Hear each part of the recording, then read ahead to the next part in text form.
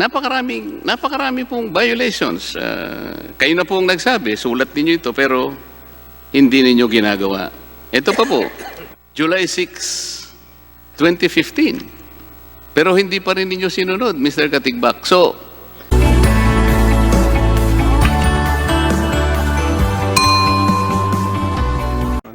pwede po bang pakilakasan, ABS-CBN? Nor more than 5 television channels in the entire country, and no radio or television station shall be utilized by any single interest group to disseminate information or otherwise influence the public or the government to serve or support the ends of such group. So, dito po, Mr. Chair, sa buong bansa pala, bawal pala na mag-air ka ng more than 5 television channels. Dito pa lang sa binabanggit natin, TV Plus, 11 na po yun.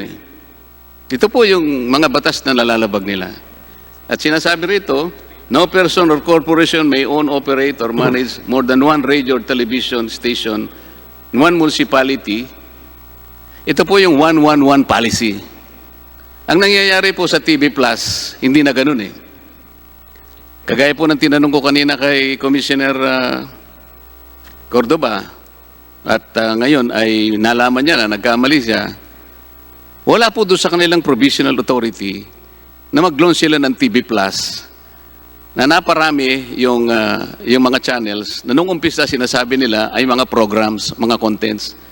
Pero naipakita ko naman sa inyo na yung mga programs na yon are considered channels per their report to the Philippine Stock Exchange.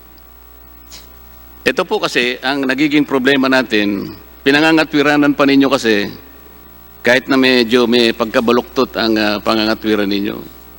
So nung nag-expired po yung demonstration permit on June 30, 2015, nag-expire din ang franchise ng ABS-CBN May 4, 2020. Bakit po nakakapag-ere pa kayo? Na-inspect po ba ng NTC yung transmitter ninyo? Di po ba ito'y subjected na ng CDO yung transmitter? Paano ko yun nakakapag-transmit through Channel 43? Kung ang Channel 43 is also addressed in ABS-CBN as recorded in demonstration permit, pwede po bang i-conclude na ginagamit pa ninyo yung transmitter nyo sa Bohol Avenue? Hindi na po, Mr. Chair. Saan po nanggagaling ang signal nung Channel 43? May hiwalay na transmitter po yung Channel 43. Saan po ang Channel 43? Saan ang kanyang transmitter? Marami ho yan. Saan po? You have the list. Mr. Chair, dito po sa listahan namin, 5 po yung transmitter pero parang hindi pa to kompleto. If you can just please give us time to complete the list. Kung saan yung mga transmitter po ng AMCARA. Ang gusto po naming malaman kung aling transmitter ang ginagamit niya sapagkat lumilitaw po rito sapagkat nagamit lang naman ninyo yung frequency nila, di naman kinakailangan sila yung gumamit pa ng transmitter. Pwede rin yung gamitin ng transmitter ninyo. Kaya lamang po dahil merong cease and desist order, baka sakaling hindi ninyo sinara. At siguro dapat tingnan uli ng NTC. Papayag po ba kayo na tingnan uli ng NTC yun? Alam ko po lahat po ng transmitter ng ABS-CBN na sara na po. Baka kayo po alam ninyo, pero yung ibang tao ninyo, baka binubuksan, hindi po ninyo alam. Utos po namin yan na isara lahat ng transmitter na nakalista sa CDO ng NTC po. Pero mas maganda rin po kung makita rin ng NTC para makasiguro tayo. Tama po? Tama naman po. Did the demonstration permits allow you to launch multiple channels?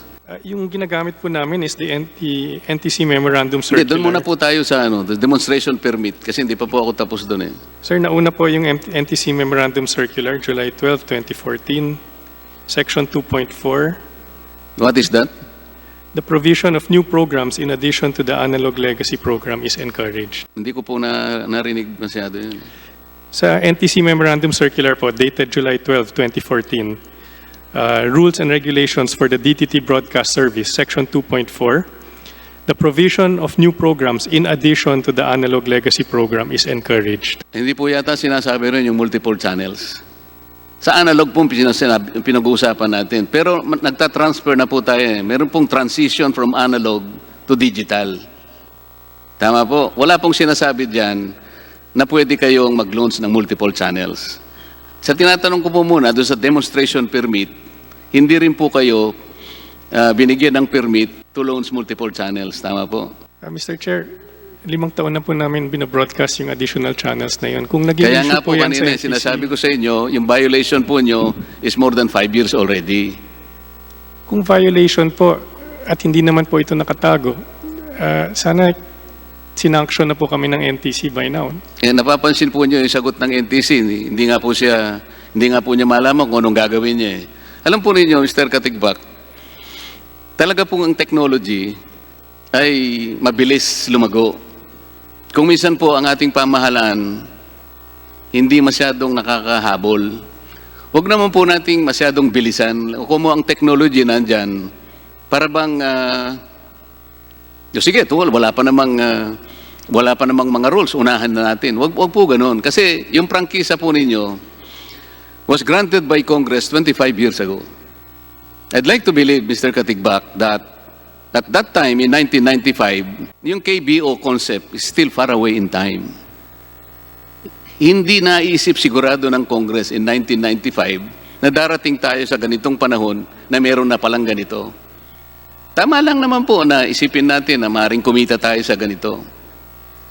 Pero, nandyan din naman sa prangkisa ninyo, sa Section 3, hindi kayo pwedeng gumamit ng anumang frequency o frequencies, kahit na marami pa yan, nang hindi kayo nabibigyan ng permit ng NTC. Nandun pa rin yun eh.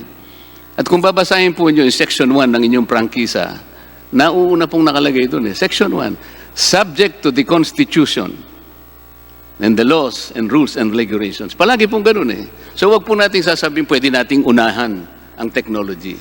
Pwede nyo sabihin, oh, I talk to Mr. Technology. But you should also talk to Mr. Constitution. Tama po, Mr. Katigbak?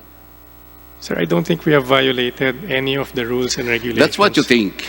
Maaari pong hindi pa lumalabas ang rules and regulations tulad po ng sinabi ni Commissioner. Yun nga po eh. Pero hindi Binanggit naman ko po ibig kanina, sabihin- kung nakikinig po kayo kanina, binanggit ko kay Commissioner, nandun po sa doon sa inyong provisional authority. At ito nga po ang nakalagay rito eh.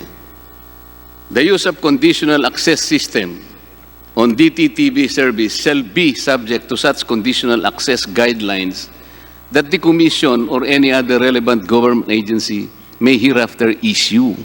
Wala pa pong ini-issue eh, Mr. Katigbak eh. Sa huwag niyong uunahan, kaya nagkaka-violate po tayo.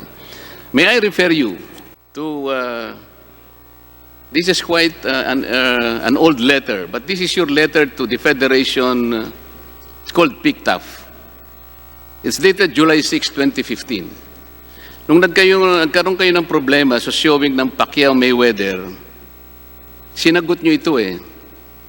First issue, on the showing of the Pacquiao-Mayweather fight as a pay-per-view offering on DTT, despite the NTC letter dated April 29, 2015. Ito po yung sagot ninyo. This is a moot issue since ABS-CBN Corporation has given express assurance already to the Honorable Commission that it will desist from showing pay-per-view offering until CAS rules come out by the end of the third quarter of this year. I don't know where you get that it will come out in the third quarter of that year, but the most important thing in this particular admission of yours in this letter, you have given an express assurance to the Honorable Commissioners, siguro po, pinag-uusapan natin, NTC, that you will desist from showing pay-per-view. This is your own undertaking, and this is dated July 6, 2015. Pero hindi pa rin ninyo sinunod, Mr. Katigbak. So, napakarami pong violations. Kayo na pong nagsabi, sulat ninyo ito, pero hindi ninyo ginagawa. Ito pa po, the KBO channel is a pay TV. Is that correct? Pay-per-view po. Is it that the fact that within the demonstration period, or on May 3, 2015, you used the digital terrestrial TV system to air the Pacquiao-Mayweather fight? Tama po. Tama. Pakilakas lang po ng konti. Tama po. Is it not the fact that before this mega fight, the NTC wrote to you on April 29, 2015, in reply to your request for an option to watch that fight live through your TV Plus on digital terrestrial TV? Mr. Chair, nag-umpisa po yan on April 1, 2015. Sinulatan po namin ng NTC to inform them that we would be airing the Pacquiao-Mayweather fight. Alam ko Insulat po po nila yun. was April 29, requesting us to refrain from offering the service. Tama po yun. At ang sabi po ng NTC, doon sa sulat niya ng April 29, in reply to your request, kung po pwede ngang PPB show sa Pacquiao fight, sabi po ng NTC, you are directed to refrain from offering any paid television service in your DTT trials. Kasi nagtatry pa lang kayo, nasa demonstration trials pa lang tayo. Until such time that the Commission has come up with the appropriate guidelines for the same. Is that correct? Tama po. But despite having received this letter of NTC on the same day, you still proceeded with the PPB fight, did you not?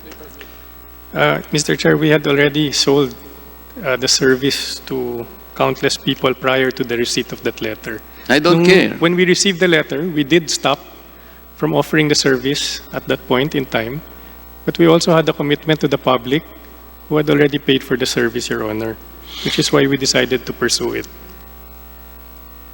Teka muna, Mr. Katigbak. Ang sulat po ninyo sa NTC is April 1, Opo, 2015. tama po.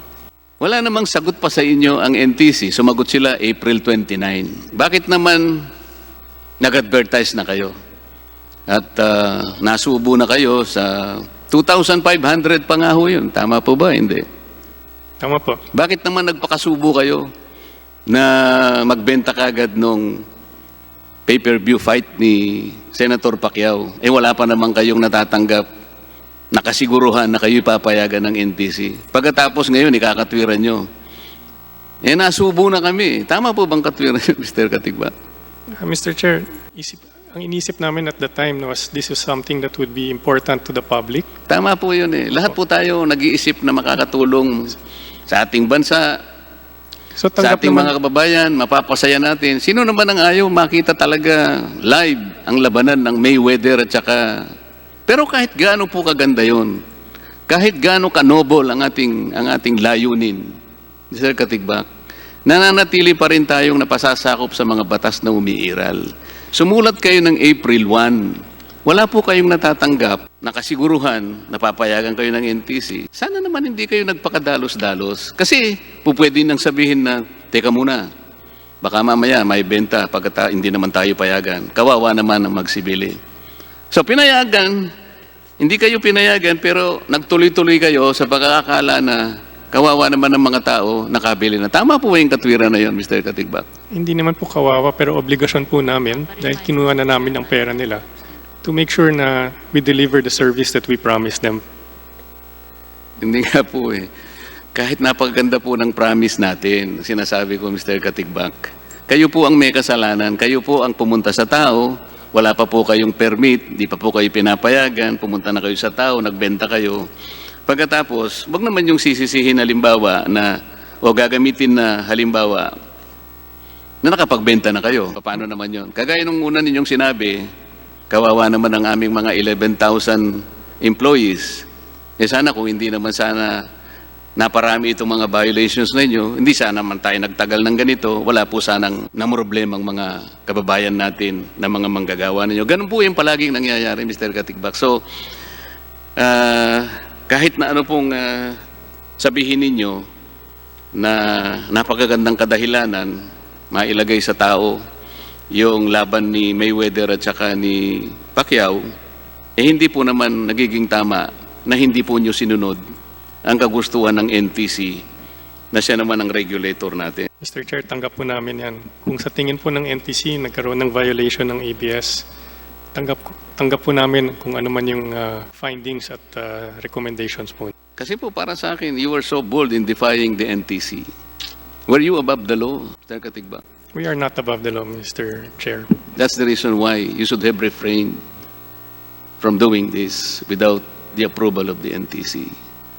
Were you allowed by NTC to make money during the test period? I don't think we were prohibited also, Mr. Chair. So the question is, were you allowed? And to my mind, there was no prohibition against it po, Mr. Chair. Ang ibig ko sabihin, Mr. Katigbak, test naman ito eh. Sana naman lang, binigay niyong libre sa mga tao. Test broadcast lang ito eh. That's only about 3 months. Let's say, from March 30 to June 30. Pero ang ginawa ninyo, nagbenta na kayo ng TV Plus.